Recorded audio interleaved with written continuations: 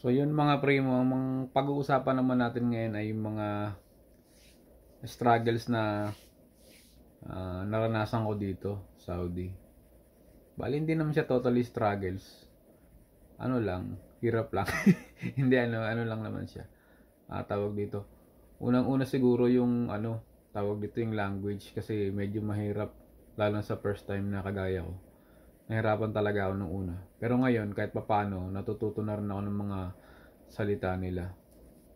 Yun yung una. Tapos pangalawa, yun medyo malayo kami sa mga bilihan dito kaya tuwing sahod lang talaga kami totally nakakalabas. Pwede naman lumabas kaso lang malayo talaga yung mga bilihan namin kaya pag sahod lang kami bumibili ng mga pangangailangan namin.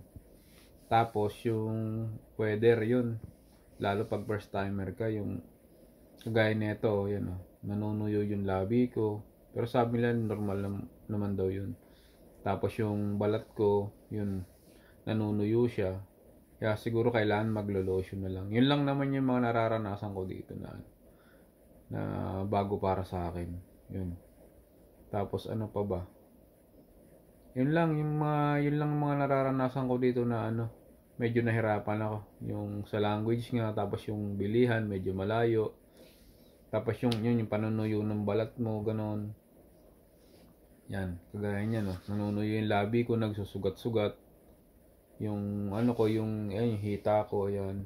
Nanunuyo siya, nagda-dry skin talaga siya. Yun lang naman, kumbaga, tayong mga Pilipino, kayang-kaya naman natin yan. So guys, hanggang dito lang muna mga primo yung yung video natin.